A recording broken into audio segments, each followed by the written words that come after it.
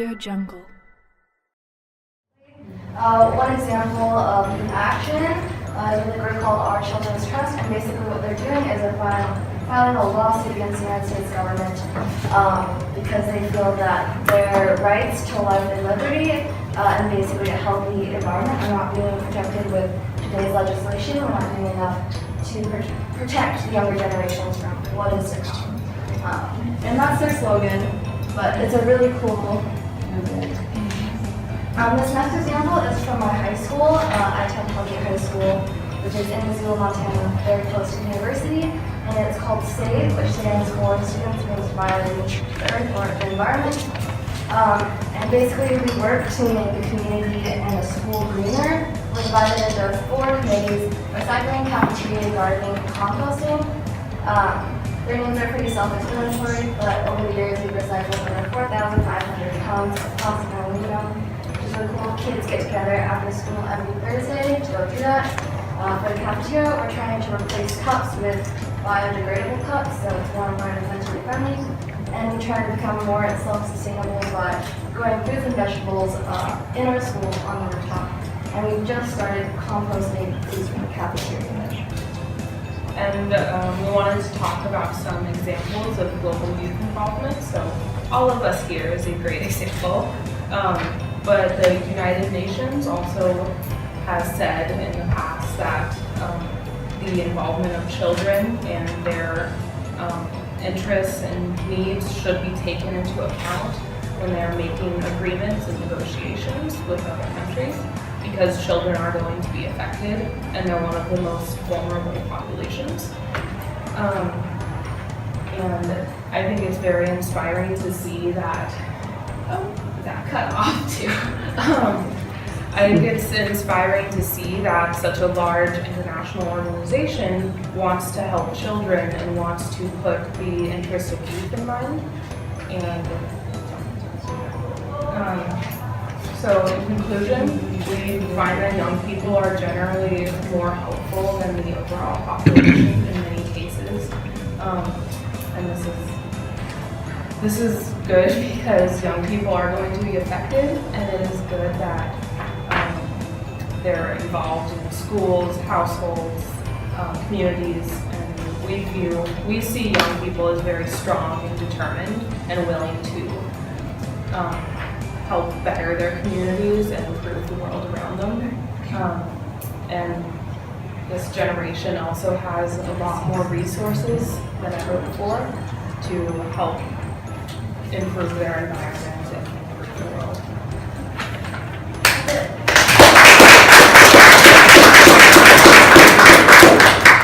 I think we have like 2 minutes for questions. Question. I have a question. You said that in your high school you had youth that were starting a lot of activities, recycling programs. How is the support from your teachers and the administration at your school? I want to say it's really good. Definitely for some teachers, it's really amazing. They volunteer their time to work with students outside of school. But there's also a lot of rules and regulations with running the school system, and we've seen a lot of hurdles to do that, especially with the cafeteria. Because you can only serve certain things, you can only do certain things that's safe. But yeah, it's okay. Yeah, do students work at the community garden or the garden on the rooftop? Can you explain a little bit more about the rooftop garden? Yeah, so students a couple years ago ordered plant bins and fertilizer. And so every year they plant crops in the spring, I think, and then they plant winter crops. And we have peas, carrots, tomatoes, strawberries, and recently we just installed a solar panel up there. So basically use the rooftop for gardening. We have some local community gardens, and students are volunteer their time to harvest, plant, and then clean up the gardens every season. So I don't know, it's just a garden. Yeah.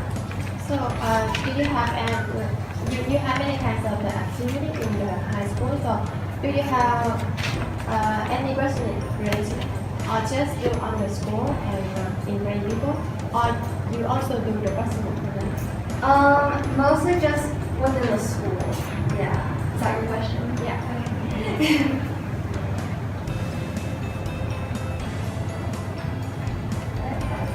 Thank you very much. Yeah, you know, we know that in US, especially Trump, he doesn't like climate change. Yeah, I'm sorry to the No, it's No, we true. don't. It's We true. don't. Yeah. And okay, he cut everything, climate change program, and even like donate money to UN. So what? I mean, how do you think? What is the role of young people to debate, to engage about Trump talk about climate change? And then we would like to know agriculture. Do you want to answer this one? Yeah, at least from the people around me in the US, I find that most young people who believe in environmental causes do not agree with Trump, and that the way our election works, I don't think that big of a population actually wanted Trump to be president, if I can say that. But I think it's very easy to be pessimistic and feel like nothing is going to change. But in the US, we have the children who are suing the government because they see that their rights that the government gives them haven't been protected, and that in the US, there's the fact that young people are coming together in such a strong way to kind of stand up for themselves and also stand up for people around the world in a sense, is very powerful. And it's, yeah, if we focus too much on Trump, I think we do need to focus on it in some sense, but you can get kind of trapped in these negative emotions, and at some point you're not going to feel like anything you do matters, or that like whatever change you make is not worth it. But we have to kind of understand that more people are on our side than we think, even if they're not vocal about it. We have to understand that most people do want a safe and clean environment where you can breathe the air and drink the water, and you have a lot of different types of animals living, and most people do agree with that. And I think we just have to keep that in mind, that there is a lot of support. Ning, do you ever have parents speak out against teaching their kids climate change? I'm sure there are. The way our school works is that parents are kind of excluded from the circle. So there's one parent-run organization within the school called CORT, K-O-R-T. Don't know what that stands for. But basically they get together every month and discuss the school's activities. And the parents that are against, I guess, teaching climate change, which it's usually not a problem because it's a club, so people come there on their own accord. So usually their parents agree with them. They'll have to go to that meeting and speak out, and they're largely overridden by a different viewpoint. So it's kind of hard for them to speak out. Okay, move to the next one.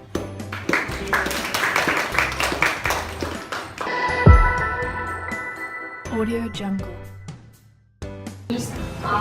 The appreciation of good engagement in the community. Okay, and now I will talk about YEP and Delta Youth Alliance. As you can see, this is the logo of Delta Youth Alliance. YEP is yearly activities supported by Delta Youth Alliance, and which is a youth club established in 2012 by ethnic youngsters in the Mekong region of Vietnam. And can you give some information about our mission? Okay. First of all, I want to say that if my English is not good, It is good. it is good. But I will try my best to express my ideas to all of you to hear about that. Okay, you can see that this is, we use this picture to illustrate the reasons of the missions of the game. First of all, I think that we create a game for the young people to empower them. First of all, we want the young people experience some issue that related to environment and want raise awareness of them to the environment. And the second,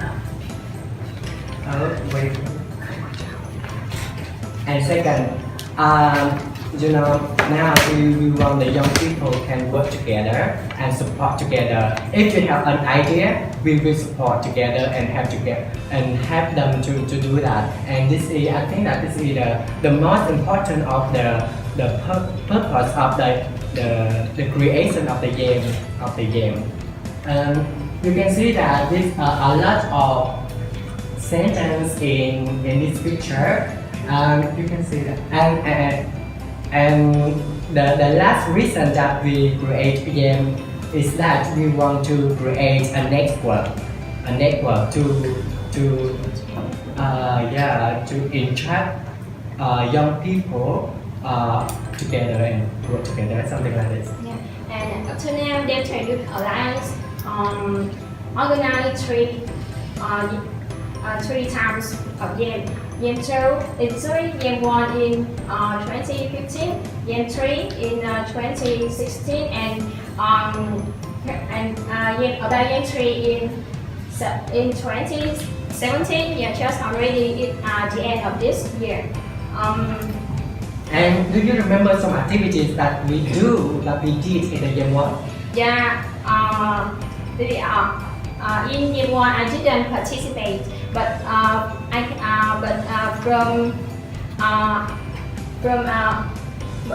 in Game 1, based on what I know, they study about herbal plants and also about ecotourism, and I think it's also amazing and interesting for them. Hai and I also participated in Game 3. Sorry, in Game 2. It was the first time that we have a chance to participating in on agricultural activities. Do you remember any activity here? Of course, I remember something. Because this is the first time I participated in the game. First of all, the topic of this game is Bến Tre, where the river flows. Bến Tre is the province. You will spend about one hour from Cần Thơ to Bến Tre province. And in Bến Tre province, we learn about the river and the water, fresh water. I remember that when I went to some place in Bến Tre, I did interview with some local people, and I asked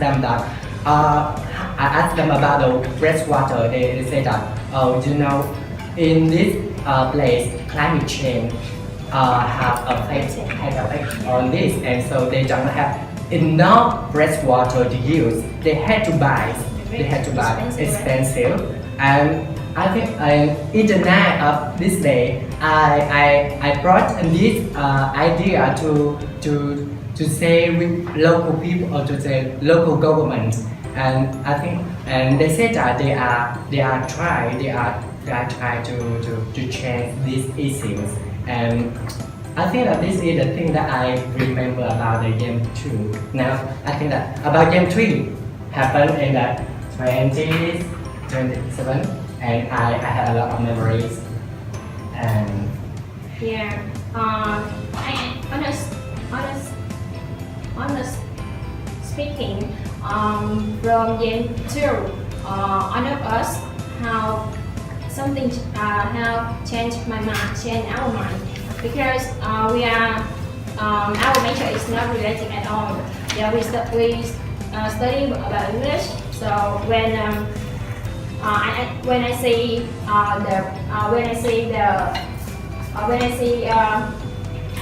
about YouTube, when I have had a chance to know about YouTube Youth Alliance on Facebook, and I just oh my god, I had free time, so I joined it for fun, right? And after that, I changed my mind already totally, because I care more about the water I use. Yeah, when I have plenty water, but another where, yeah, another people, they don't have enough water to use, and yeah, that's very sad. And I think we should think about this. Yeah, and this picture is activities that we organize in Year 3. Yeah, very fun. Yeah, like Mr. Dan said. Yeah, we touch it together. Yeah, we share. We had many sharing together, and we also join in many games. Yeah, to make friends and know more about each other, and yeah, many memories about it. You know, catching fish is not easy. Like that. Actually, my parents is farmer, but when I moved to learn again to university, I don't have the time to do that. So when I catch fish, you know, the fish hurt my hands, my legs so much. But the thing is, I can eat fish so fresh, so delicious. And Yeah, I think we will finish here for you first, for all of you to answer us. Okay. Any question or any ideas or anything to ask us? Yeah, okay, please. Is YAM an acronym? Does it stand for something? Stand for something? Yeah, like Yeah, okay. I may have missed that.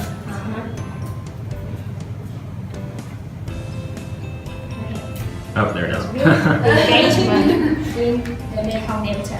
Thank you. Yeah. Come on. Supported by Delta Youth Alliance or Young Group in Philippines. Do mostly people in your group go to them, or can other students also go? Yeah, we welcome everyone who interested in agriculture, care about the environment. Then we welcome all of them. Everyone. and especially we welcome the young people from the 15 to the 75 years old to engage in this activity. 75 or 35? No, 25. Maybe if you 75, I welcome you together.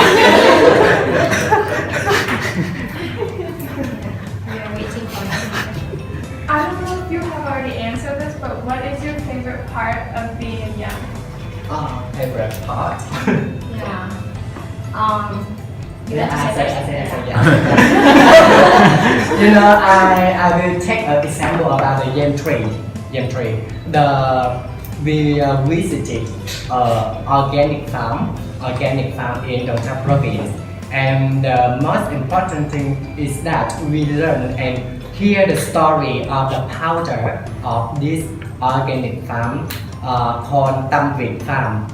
Tam Việt Farm, you know, Tam Việt Farm, when we translate into English, means the heart of the Vietnamese people. So he powder the farm to the farm that don't use chemical pesticide, just use the natural way to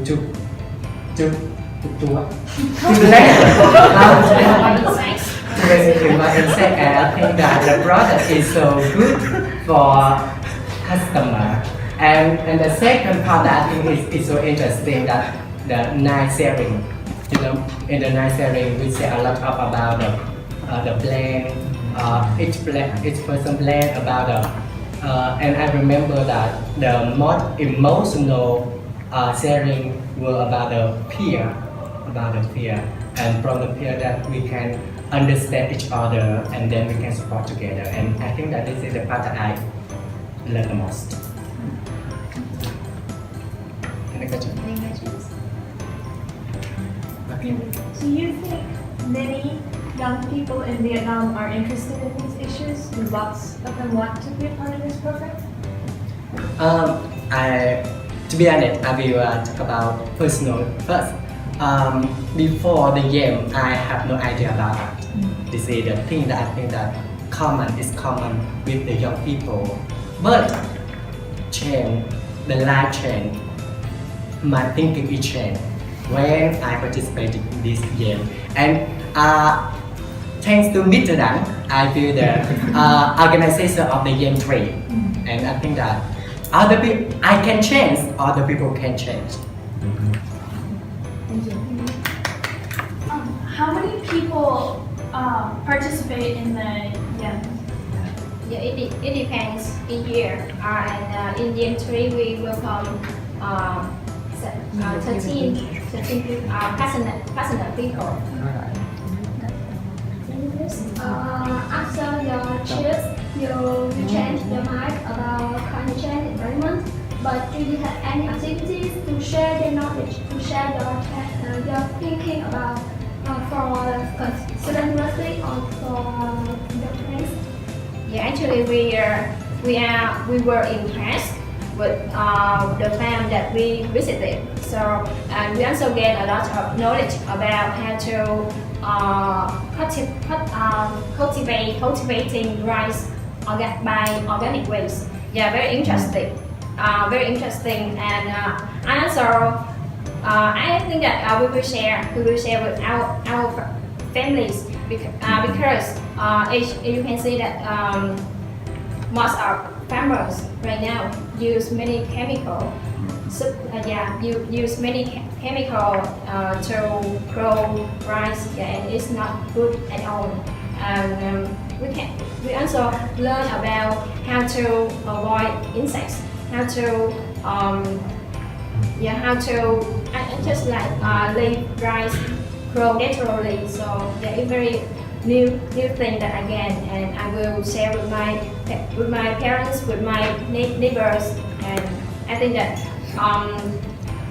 sharing is not a good, maybe it is not a good solution, but if we share each other, we can create a wide network. And I think that your question is good. But in my own opinion, I think that if you want to change the thinking of other people, you should change your thinking first. And now I am my own way to change my thinking. I think about environment more. I think about the climate change more because it will have a effect on my future, on my generations. And I think that sharing is good. I will share I share with my friends, my classmates, especially my family. And I think sharing is not enough. The important thing is that take actions. And I think that this is the thing that I will do. Okay, question. I know a lot of NGO organizations about saving environment or climate change from Hanoi and Ho Chi Minh City. The same role Green ID in Hanoi and Anfana Foundation in An Giang. Are you have any connection with them? Connection or support? Maybe they have. Actually, the thing. The thing, you know, what's the name in An Giang?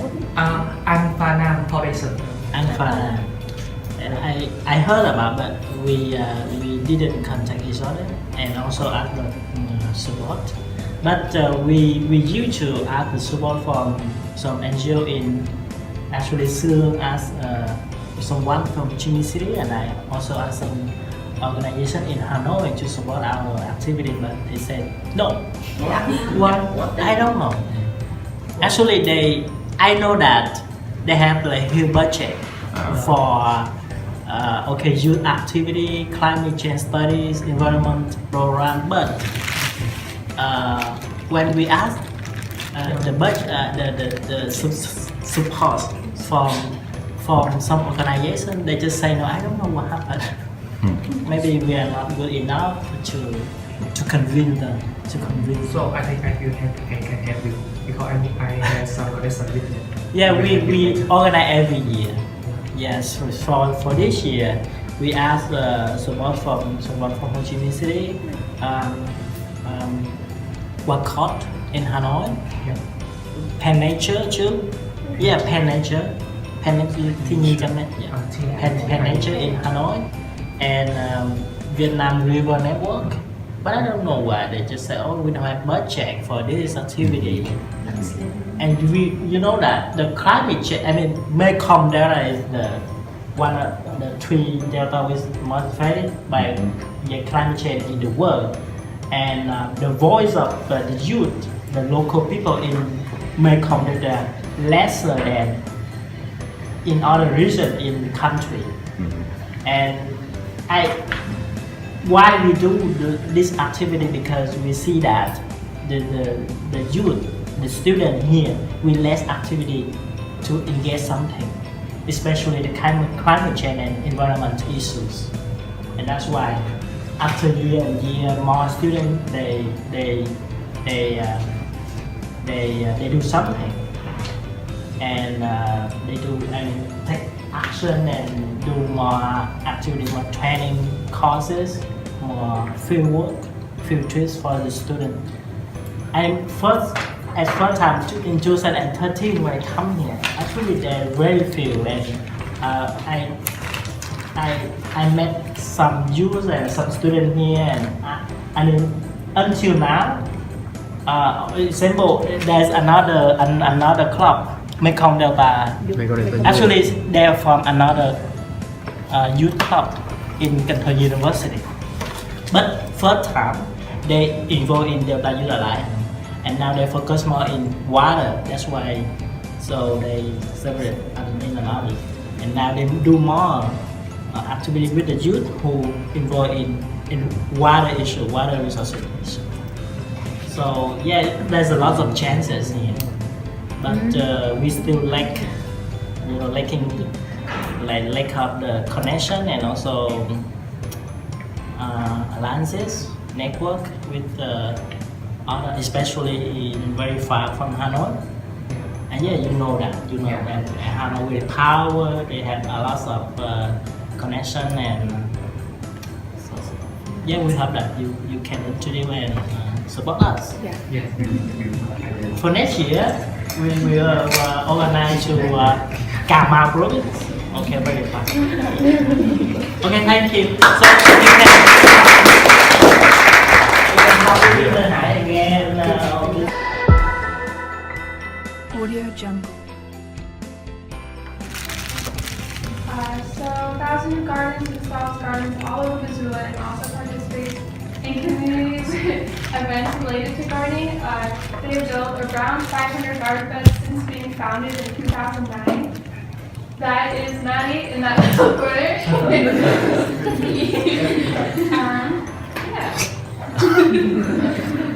How they receive funding. Thousand Gardens receives their funding to purchase soil and material to construct garden beds through ASUM, which stands for Associated Students of the University of Montana, and they advocate for the fund and fund student programs and coordinate donations from local and national funders and trustees. I know Casey and Tom will probably talk about ASUM in their presentation, so they will help you understand what it all means. ASUM is pretty much just the student government on campus. I'm also involved. Major events that Thousand Gardens does. In April, there are around 2 or 3 scheduled, they call them dig days. These are where students and volunteers come together and help build garden beds in the Missoula community. And then once in November, they have Put Your Garden to Bed days, where students and volunteers prepare the garden beds they constructed that previous April for the winter time. So they'll put mulch on them and make sure it's all ready for when the snow comes, that they'll be all prepared. Because we only take a couple weekends every year and each semester to do dig days, so we try to do a lot of educational opportunities. So we do some workshops, and we have one large fundraiser. This is another photo of me. We do workshops, so when it starts getting cold, we have a preservation workshop because we've just harvested all of our vegetables and they're going to go bad before we're able to eat them. So we all get together and we try to teach each other. We make salsa, we ferment cabbage and stuff, and we make sauerkraut.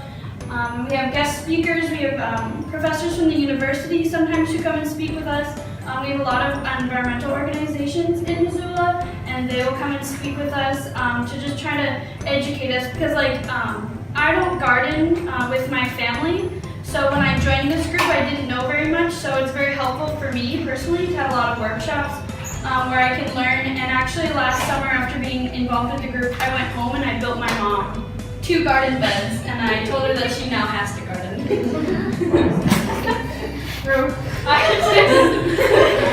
This was how I communicated with my partner on how to create a slide. I forgot to delete that last part.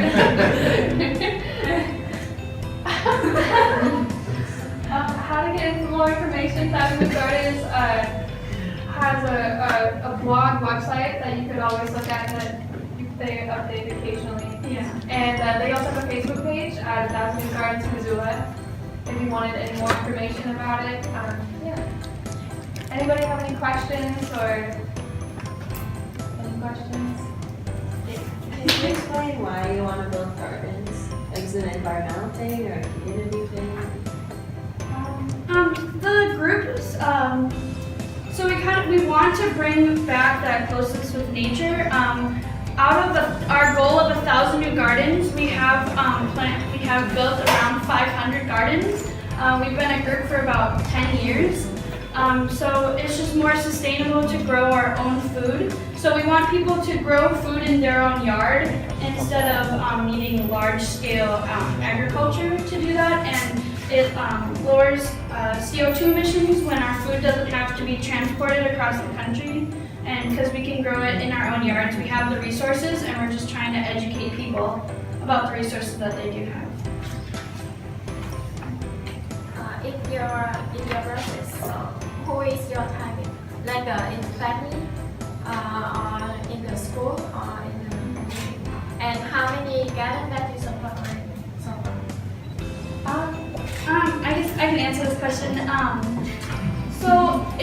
One thing I like about this group, it's run by university students, but the community is very involved.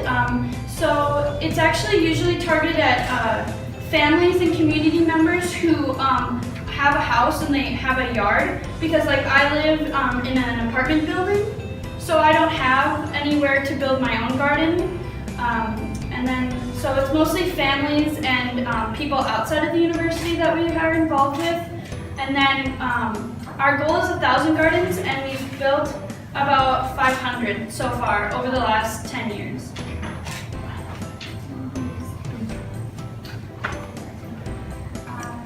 The topic is what else are the gardens of Missoula? So I have a university. How many people live in Missoula? Who will help you? I think the population grew like 7,000 people. I'm not quite sure if that's 75. Yeah. 75. And then, what's the second part of the question? Who will help you do? Oh, who helps us do this project? So we get some money from our university to buy materials to plant, but it's mostly students. So I'm a part of this group, and then when we have big projects we need to do, I text all my friends, and I say, gardening's a lot of fun, we need your help, and my friends will come and help us. So it's usually university students, but we do have a lot of support from community members and our professors who, people tell their neighbors that they should get a garden from us. So we're supported a lot by our community. So Maddie, don't you have some really cool professors who let you do this projects? A lot of students who are part of this program on big days or when they try to put all the garden beds, prepare them for the winter time, the professors will let them go in front of the class, big lecture classes, and ask for volunteers for these Saturdays that they go out and need extra hands for help. And a lot of the community members are like really supportive of this, and when you go out there to help them build garden beds, they'll give you cookies or beer, or like, they'll just try to like, they're very thankful that you're there. Yeah. Our professor, Professor Dan, helps us a lot, and so I have made announcements in his class before asking students to come help us. A lot of the environmental studies courses also require us for credit to go out and do some service work and volunteer. So actually my first time working with this group was for a class project that I had to do. I had to do like 10 hours of volunteer work, but I loved working with the group so much that I keep going now, even though it's not for class. It's just for fun. Yeah. Any other questions? So I know there's a lot of community gardens and the Peace Farm in Missoula. Do you work with them on any projects? We do work a lot. The farming or the gardening community in Missoula is very close, so even if you do not work specifically with 1,000 New Gardens, we all know a lot of similar people. So some of the other events that we do this fall, we went up to one of the farms just outside of Missoula, and they had a large fence that they needed help taking down. And so instead of 2 people taking maybe a whole weekend or 2 days to take down a fence, like 15 of us went up there to help them, and we took this fence down in 2 hours. And it's a lot more fun when you get to do it with your friends. So yes, we worked a lot with different organizations in our community.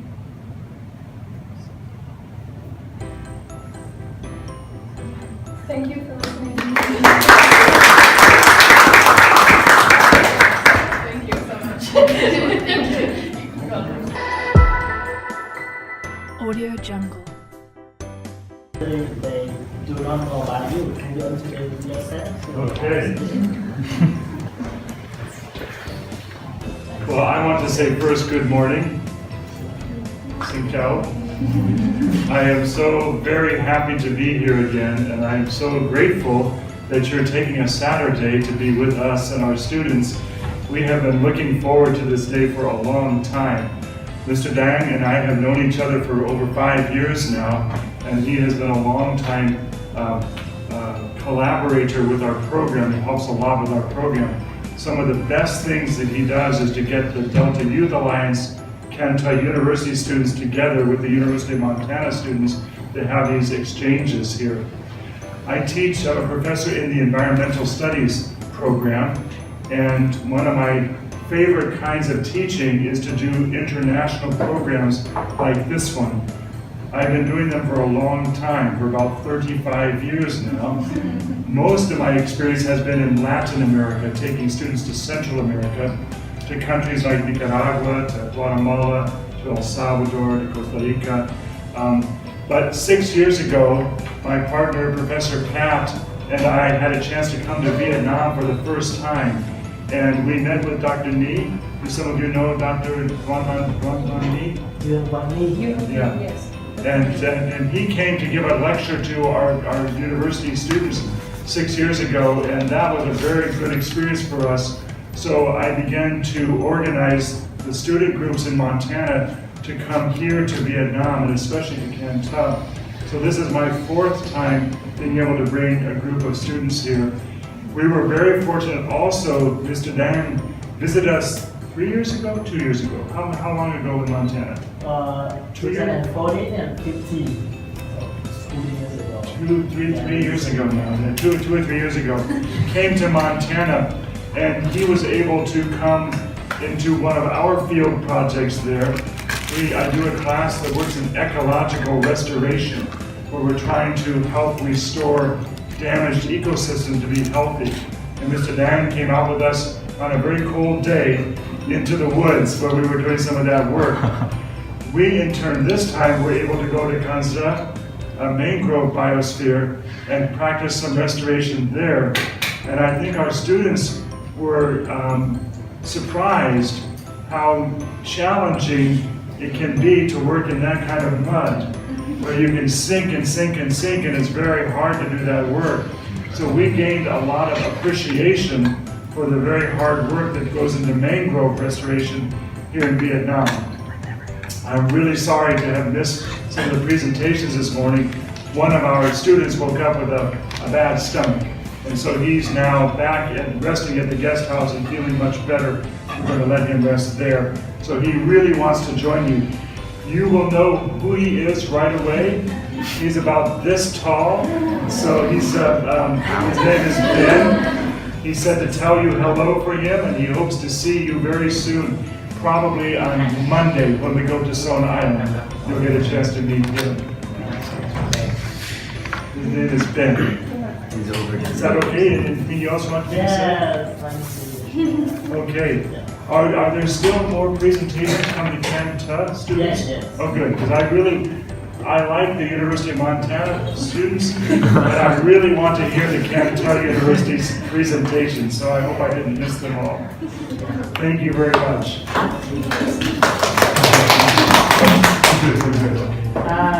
Next presentation, we would like to invite Sue to present about White Farm Initiative. Hello everybody.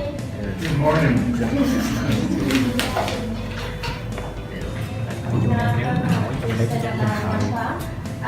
My name is Sue, and now I work for White Farm.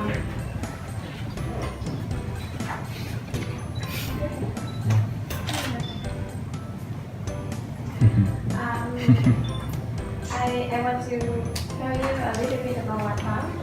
White Farm, White Farm is started in 2017 from the fund of White City Program.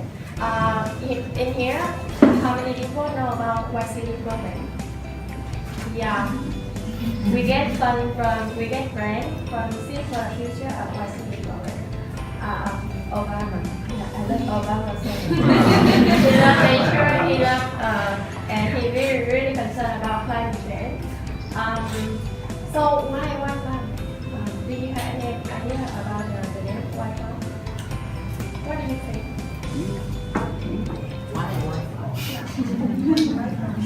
Youth? Yeah. Right. So why you choose White Farm as the mean of youth?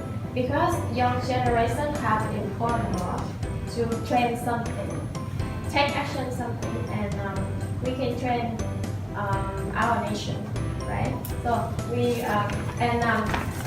the young person now they mostly study, and for the farming they lost their skill to do farming. So we want to focus on the young generation to let them know about the value of organic food and take action for the organic and integrate their community. So the youth have encouraged to integrate their community to the young person. This is the Mekong Youth White Farm is developed by youth of the country in Mekong region and the other one for association with the strategy non-profit in Ho Chi Minh City. In this picture, you can see this is the farm in Thailand. They organize the study for the children like that. We not really focus on the young person and the children. Yeah, actually you can see they really have fun and enjoy to do the farming in the paddy field. And this is another activity of study trip about organic food in another country. White Farm, we organize the White Farm in 5 countries in Mekong region because in Mekong region we have the Mekong River. Mekong River through 6 countries, but we don't include China. The Mekong River is from China, but we don't include China here. Just Myanmar, Laos, Thailand, Cambodia, and Vietnam. And the Mekong River provide us the good condition to develop agriculture. And we want the idea before White Farm we have the idea now the farmer they do their own they do the farming, but they just the normal food. And they use the chemical pesticide, and this we get an impact about our health when we use those kinds of food. So we want to encourage people, especially youth, to train, take action by changing do farming from normal food to organic food. Like we start the idea from Mr. Dang and another friend from Thai. We have their own farm. They have their own farm, but we don't have a network in Mekong region. So we established one farm to connect the farm and we organize many kinds of activities through the country. And White Farm focus on youth encouragement and organic farming development, as well as sustainable agriculture and education to the young generation. Our mission is developing a sustainable future for organic agriculture in the Mekong region by teaching the young generation organic practice to provide agritourism opportunity. The agritourism opportunity we will develop after that. Like when we improve our land, our farm, and then we will combine the agritourism there. Vision is envision a new generation of young farmers and consumers who are adopting sustainable practice on their farm, in their countries, and in their community. 5 countries. We work the White Farm focus on 5 countries. No chance. Farmer, we have 5 themes: training course and farm improvement. Youth is trained on farming and sustainable agriculture. Start agricultural innovation upon student return home. Return home, very important. Farm marketing and entrepreneurship. And the last one, youth volunteer. The first one, training course and farm improvement. So far, White Farm support 5 farms in 5 countries. With 255 youth in 5 countries by training course and small grants to improve their organic farm. And in this year, the youth alive and also get fund from White Farm to organize Year 3. That's you here before. This is the Mekong Garden Farming Subject Vietnam. We organize the training course for students about doing organic food. The second one, youth is trained on farming and sustainable agriculture. We bring the participant, the young farmer from another country to visit another country, and we exchange like Thailand, Laos, Cambodia come to Vietnam, and Vietnam, Cambodia, Laos come to Thailand, and Thailand, Laos, Thailand, we exchange within 5 countries to study about organic cultivation and marketing as well. The first one, startup agriculture innovation upon student return home. I want to focus on return home. So mostly the young farmer in White Farm network is they have the high education in university. But after that, they return home to the farm. It's very specific, right? Because when you have the high education and then you come back and do farming, how another people around you look at you? Like, oh my God, like maybe they think we are jobless and we don't have anything to do, and then we do farming because we have land. So, but no, the people, they have the knowledge and they want to encourage community to know about the value of organic food by their knowledge. Do farming with knowledge and skill and that. We have Toto Farm in Thailand, Mekong Nomad Farm in Thailand, Nari Farm in Laos, Cần Thơ Farm in Vietnam. Actually, we have many kinds of farm in White Farm network, but here I just want to mention some of them. In Mekong Nomad Farm in Thailand, you can see here, her name is Netting. She have the high education And yes, he have a good skill to work in the city and with the high salary. But now she come back and work for only farm, and her farm is very beautiful. She combined to teaching the student, young people, and do marketing to develop her farm. Yeah, Let's Grow Co-Create is a white farmer.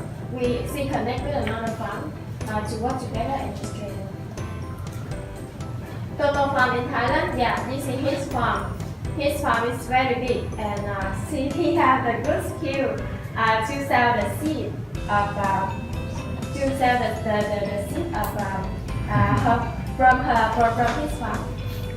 And actually, he also combined to do the teaching farm. Nali Farm in Laos. You can see some kinds of the photo of Nali Farm. Data Youth Alliance, like we just heard about Yen 3. We also organized to study the only farm in Mekong Delta. He has very big farms around about 42 hectares. Yeah, 42 hectares to do the rice organic farm. Organic rice. Very big, and still he wants to spend more. Very big. And we learn a lot. Like you know, when we plant some tree and we use chemical, it's very easy to protect our plant from the insect. But how can we plant without chemical, and how can we protect our plant? He can do that, and he works very hard to know how to follow the nature to protect from the insect. Very good. Control Farm, we will have opportunity to visit this afternoon in Control City. I don't want to show any photo. Yeah, you can see directly. For the title of marketing and entrepreneurship, we do the training course about marketing to promote our products. So we have the main issue of white farm. We want to encourage people to do organic farm. But besides that, we also do the marketing to develop and get the money from this farm. So marketing very important. Yeah, very important. And we do the training course for the young farmer to let them know how many ways to get the money from their farm. We also create the marketing skill from each farm. During the time we exchange each order in 5 countries, we visit many kinds of farms in 5 countries. So each farm, they have the different way to do the marketing, and I also learned a lot. Yeah, and the way they do the marketing, you can apply directly. When you're ready, when you have a farm, you can apply the way they do the marketing. Yeah. And also we will have the app of our product portrays in 5 countries. Mr. Tong will do that. Like he created an app to promote our products in 5 countries, and you can find maybe next year you can find any kind of products of white farm on the app.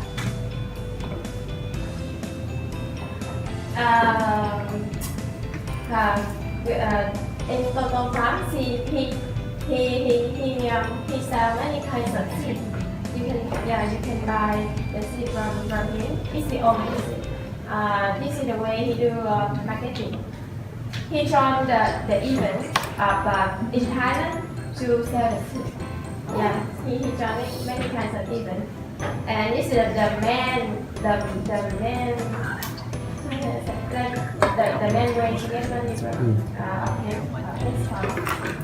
Prince of 3RO in Myanmar. They also open a shop on the left side. You can see they open the shop to sell directly the products from their farm. And I don't have I didn't show the photo here, but in Laos we have many farms and they make the products. Not only seed, not only the food, but they make another product like the mat paste. from their orbit, and they make another kinds of things to, like a cosmetics.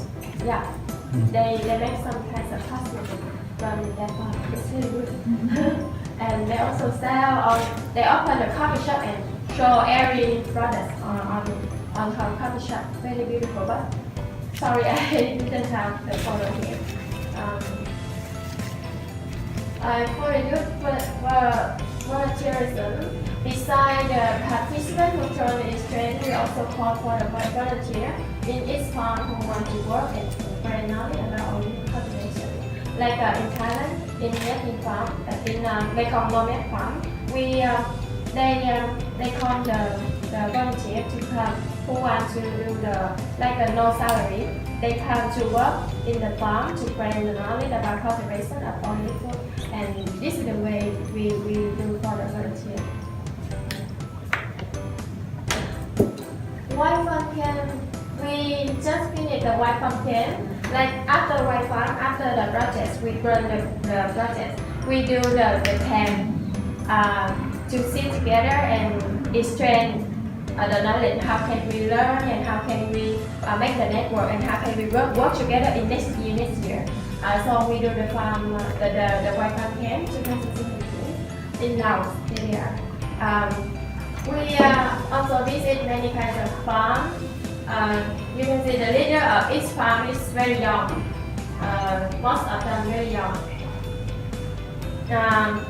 And the camp is the opportunity to 24 young farmers in 5 countries to come to Laos, and we exchange each other and study each other. Especially the marketing skill. In this point, we learn the marketing skill in the camp. This is the flyer of white farm camp. Yeah, those kinds of the place who join the white farm camp in December 4 to 7. Mr. Dam, can you explain a little bit about it? Postcard. The postcard.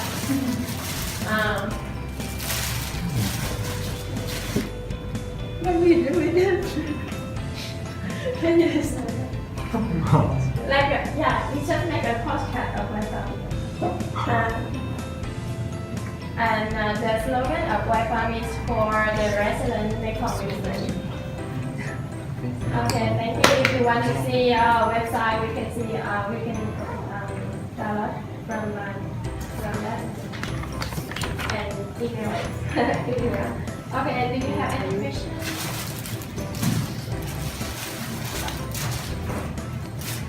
Have you been to all of the farms that they have, or have you been to that workshop in Laos? You mean how can I gather? Right. Have you visited the other farms in the other countries? We organize it's quite hard to organize because we come from different countries. But we did it.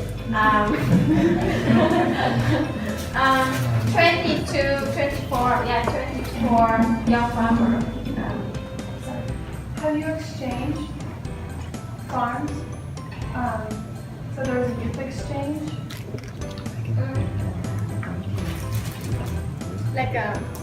How can we exchange, you mean? Oh, I thought that. Okay, like her question, you mentioned about youth exchange. Okay, on the number 3. Yeah. On the white farm team. And so her question is how you organize youth exchange. Youth exchange. Like a general for white farm, we do many kinds of exchange in each country and through country.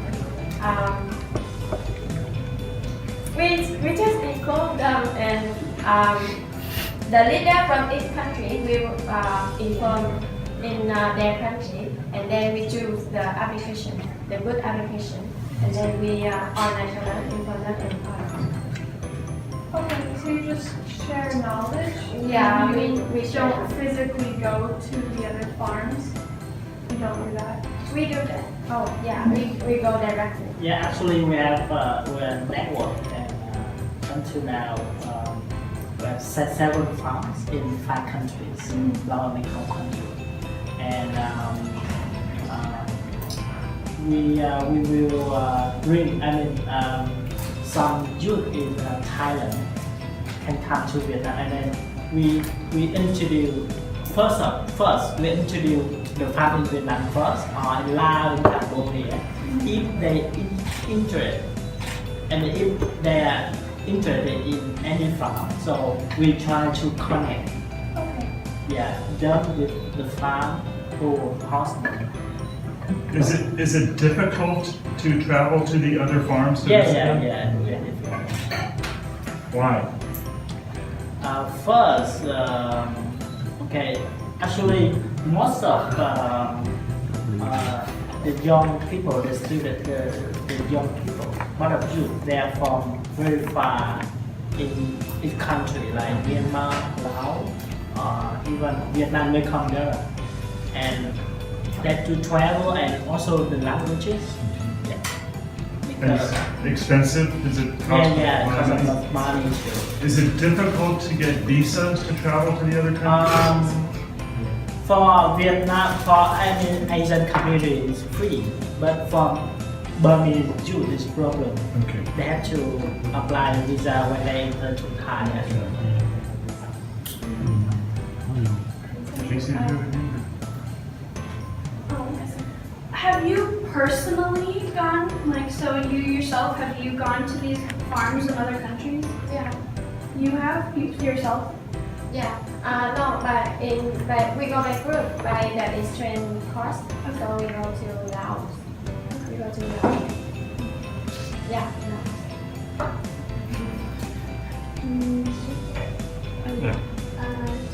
I heard you spell your food as a coffee counter. Yeah. Where you sell your food.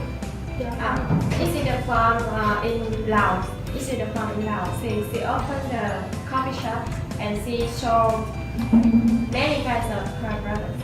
How about the price of orange food? I think it's tasty for normal income. Do you think you will increase the cost to have a good price in the future? For the marketing, you mentioned about marketing. They sell their products. Actually, organic food is more expensive than normal food because the way we do is more harder, and the quantity when we collect the organic food is less than normal food. So the price always higher than normal food. But we sell the product. We sell our product. You buy not only product. You buy our you also buy something inside. Because we work for that from her. So you buy our products also. You buy our products. So we building the trust first. We building the trust for the consumer first, and then they come and buy our products without concern about price. You can see I saw the photo of Delta Youth Alliance of Gen 3, and the products in Tam Vin Farm, the price double normal food, but the quantity he don't have enough right to supply for his consumer, because everybody believes it, and they don't concern about the price because they know that his product is so good for the health, and he worked for all her heart and all his heart, and it's a whole he sacrificed everything for his farm. So yeah, they build and they don't concern about it. It's a good way to sell the organic food. If you just put your products beside the normal food, maybe the consumer don't want to buy your food. But the way you do the advertise for your brothers. You did advertise on what? Yeah. I wonder why China is not included.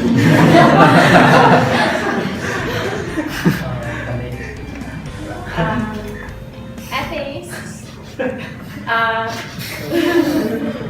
about the distance, the second, the Mekong River, China. How can I say? With the can you explain? Because it's your idea. I don't know. Is it because China has a lot of dams along the Mekong and maybe they don't properly treat the river? Okay, first, like politics. Politics? Okay.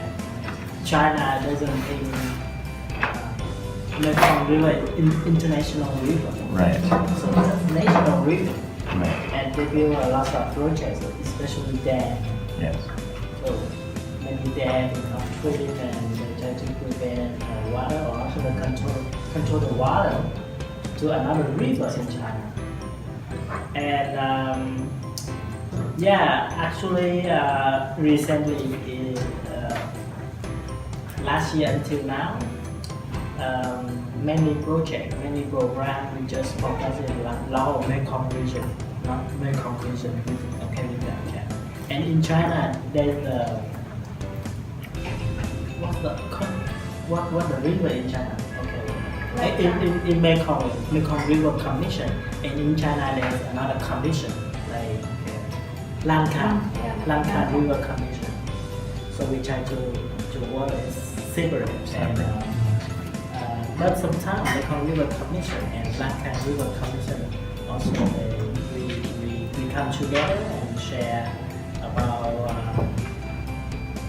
water, land, everything, and some issues that relate to Mekong River and what you maybe solve some problem, something like that. Mm-hmm. But I know for and also the distance. Yeah. If we include China, and the cost to travel from China to Laos to Vietnam is expensive. And I work in Mekong for many years, and I can see that the youth in China, they active, but a little bit selfish. I mean, many issues in Mekong is created by youth in Mekong, in Laos, Cambodia, Vietnam, but there's no initiative in China who work in Mekong region. Yeah, I work in Mekong region for many years. I see that. Yeah, only in Thailand, Laos, Cambodia, because we are in lower region, and of course, the problems were created by China. Right. And they think they don't have any effect on that. That's why there is no one or no rule created by Chinese people. Mm-hmm. That's why when we create it, we also we don't need students from youth from China to involve. Yeah, we also selfish when we think about that. But due to limited budget and also due to the long distance, we consider we don't need Chinese youth to involve this. But maybe sometime in the future, if we have a new budget, we can contact the Lankan River Commission and the youth from China, and we can share our initiative. Thank you. I have other thing because in Vietnam the people, most of people in Mekong Delta think that Chinese build a lot of dangerous fruits and good for Vietnam people, because if the people know that the fruits made from Chinese, the people not just, and the people don't want to buy the fruit from China, because if we sell the fruit from China, very hard for sale. And like MRC organization, we have the representative of government from 5 countries. Mekong River Commission, right? So this organization will to protect the Mekong River, but just 5 countries, not China. So we separate already. Like China is upstream and downstream get impact, and we protect, something like that. So in our mind, like something is separate with China, but in the future, we will plan to connect and do more activity to encourage people in China. Nice. Do you have any more questions? I have one request. Could you move the slide to the picture of the students walking under the trees? I think it's just a couple more here. This one here. Would you ask Miss Ming what kind of trees those are? You bet. Miss Ming?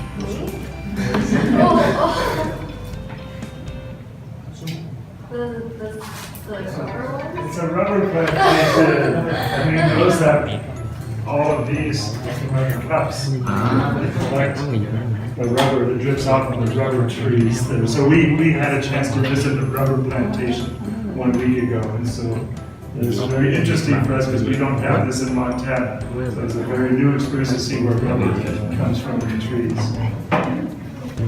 Pass the test, Ming. No. I think she's Chinese. Thank you very much for your presentation. But I think. Hi everybody.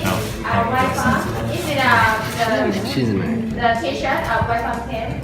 So as a gift for Montana. Thank you very much. Somebody who wears a medium can try this out. Oh, okay. This Matt teaches philosophy.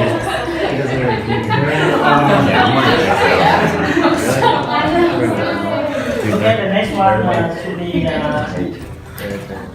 with the student and the presentation from student from year 2. So, but we have only 2 years.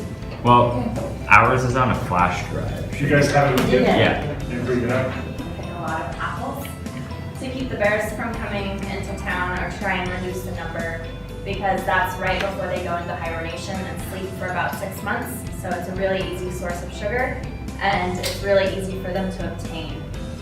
And our program, Bears and Apples, was started by a Great Bear, and it was about, this past season was about our 15th year. I think I've been involved for 5 of those years. It's grant funded, and so we glean fruit within the urban zones, and my main concentration is actually Abaca. It's actually in this big one here called the Rattlesnake Valley. There's a river that goes down through, and there's parks here and then up at the top as well, but those offer really great cover, and so the bears just follow down the green areas and then end up in the middle of town. And Listen, well, you have the map. Would you show them where the University of Montana is? Because it's also right next to a bear buffer zone. yeah, it's right here. That's where the University of Montana is, right by the mountains.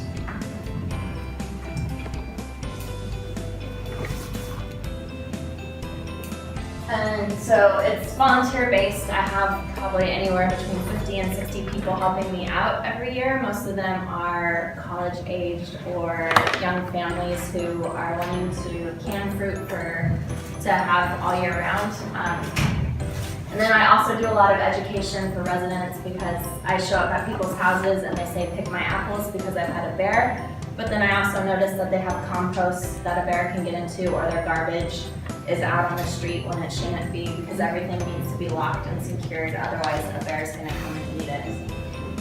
I also work with the state agency, Montana Fish, Wildlife and Parks, and Jamie Jonkel is the bear biologist for Region 2, which is where Missoula is in. And he calls me up and says, this place has a bear coming into the apples, would you go pick it? And I go out either by myself or with someone else to help me pick. And I'm also starting a mapping project to track where bears are coming in to eat the apples, and then where Jamie, the bear biologist, is trapping bears and having to remove them, to see where I can start gleaning and picking fruit early in the season to try and reduce the numbers of bears coming into town even further. The word gleaning, if you don't know, is to do you want to explain that term? Yeah, it's just to pick or harvest fruit is what it means. Get the apples off the tree as fast as possible is my goal. And this past season, I gleaned and volunteers about 33 residences, or about just over 3,000 kilos of apples, and that's a lot of fruit. And so what do we do with all of that? We started a partnership with Western Cider, which is a cidery, and they take thousands and thousands of kilos of apples, press it into juice, and then they ferment it into alcohol, and then they sell it. And so I've been dropping off just carload after carload of apples with them. The local food bank is also a really good resource for the Poverello Center, which is a homeless shelter, and so they cook meals for people who can't afford food or that need a place to stay. My volunteers take them home as well, and then we also have an old style cider press, which is up at the top. The picture's kind of dark, it's in the shadow, but volunteers make apple juice and take it home. And then this picture at the bottom, that's a really good way to know if you've had a bear in your yard, is there's scratch marks here from climbing the apple trees. And I took this photo in 2011 of some volunteers helping picking. That's our founder who started the Great Bear Foundation, Chuck Junkel, and then that right there is a bear. And he came and hung out in the field for about an hour and a half or so, just watching us, and he stayed far away. Black bears are pretty docile, they don't like trouble, and so they stay as far away from people as they can, but he also wanted the apples. He eventually left because he got bored, we weren't leaving, and he realized that, so he left and went back up to the mountains. And this is in that area, this is up the Rattlesnake, that area where I showed you where I do most of my gleaning. And then bears aren't the only apple eaters. That's my friend Yvette, she was helping me that day. But that deer was hanging around. Deer are a problem because a lot of the apple trees are along roads, and the deer come and eat them and then get hit by cars. And then they whip around because there are far more deer, as many bears as we have in Missoula, there are far more deer within city limits as well.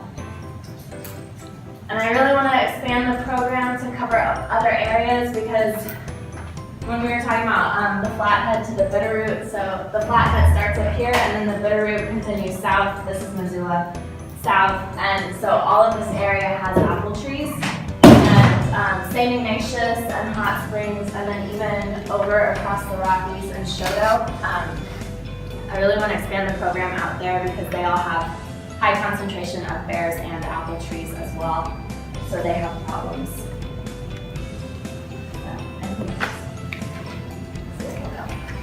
No, any questions?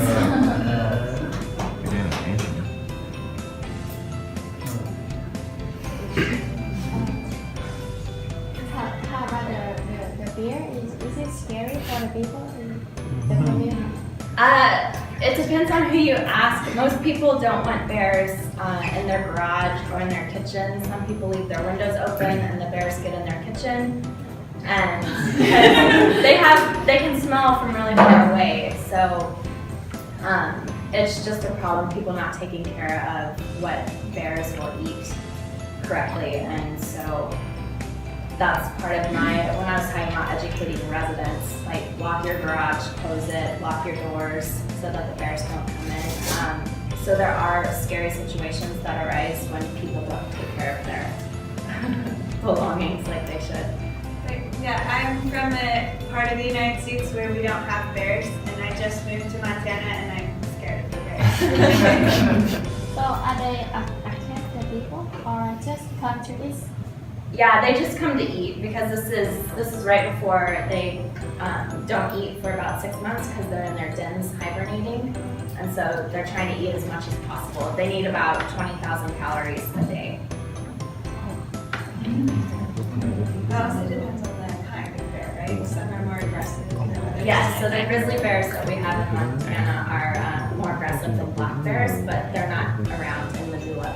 They're further up north. Casey? Does Western cider require the apples to be a certain way? Like no worms intruding on them? They take worms. They do. It's, they just don't want rotting fruit. Okay. When a bear comes into the city and they contain it and take it back to the mountains, how often do they kill the bear instead of It replacing depends. it? So once they're caught, they tag the ear and then give it a number. And if that's a repeat offender, if it's 2 or 3 times that they've caught that same bear, then they'll euthanize it. Sometimes accidents happen and they're given too much drugs and so they die in transport. Other times I've known incidents where the bear climbs the tree, they dart it, and then it falls and breaks its back while they're trying to put it to sleep, and then they have to kill it. So there's other factors that go into. Yeah, Alyssa, sometimes along those lines you hear the phrase, a fed bear is a dead bear. Yes. Could you explain what that means for our Vietnamese friends? Okay, so that's a really good point. Our community is trying to raise awareness on bear attractants and making sure you secure them. And it's called a fed bear is a dead bear because once they realize they can get a really easy food source like apples or garbage or break into somebody's house and raid the refrigerator, they learn that, and so they come back because it's easy for them. They don't have to be up in the mountains wandering around, and so they're repeat offenders at that point, and they've learned a bad habit, and those are usually the bears that have to be killed by the state agency then. And maybe I make just a comment, then we'll take your question, but the work that Alyssa is doing is part of a bigger project, which is how are we able to live with wildlife so that wildlife lives next to us and is protected so it can live and people can live without having dangerous encounters between them. And so bears are a big source of that problem, but there are many other animals who are wild animals who are trying how to figure out to live together so we can protect those wild animals together as well. I wonder that if unfortunately when the bear attack the human, how can we protect themselves? Oh, that's a great question. So, if it's most of the time it's going to be a bluff charge, which they're not serious and it's just to scare you, but they're going to run straight at you, and so you stand your ground. Don't ever run from a bear because that triggers their chase instinct. So stand your ground, and then the bear is most likely going to stop from about me to Dee, and then just make a lot of noise and bounce up and down on its front legs and try and scare you. Yeah, it's gonna try and scare you away. But if it's a mom with cubs, her number one priority is protecting her cubs, so she's gonna take her cubs and leave. In the case that contact is made, you wanna curl up in a ball and protect your neck by going like that. And then the bear is usually just gonna roll you around, realize you're not interested, and then leave. But hopefully we have a deterrent called the bear spray, and it's a really high concentration of pepper in a can. And so if you spray it at a bear, it gets in their eyes and their nose and their lungs, and it's really unpleasant. They can't breathe or see, and so if you spray that at a charging bear, that's going to deter them and hopefully stop all of that from happening. So always carry bear spray when you hike, Montana folks. Yeah, I see some pretty good film that when the bear attack you, you pretend to die. Is right, Carol? Yeah, only if contact is imminent. Because if they're going to stop like there, and you all of a sudden just drop down on the ground and curl up, they're going to be curious then and walk over to you. So only if they touch you. Yeah, only if they touch you. Did you have a question first, Maddie? Sorry. I was just gonna have you explain bear spray, but you did that, Okay, so cool. Bria? Have you ever experienced any really close encounters with bears? that one that I showed you in the field that came and hung out, and then the closest I've ever been is probably to a polar bear outside my bedroom window, but like face to face was about 10 yards away. I was picking apples, and a volunteer that I was with came down the hill to the backyard and said, "Oh, the bear's here."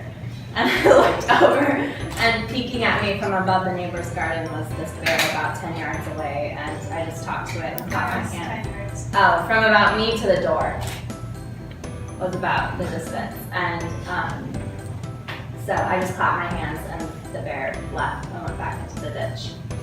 You should ask Mr. Pat about the grizzly bear that sat on his tent. It's a long story. Is it?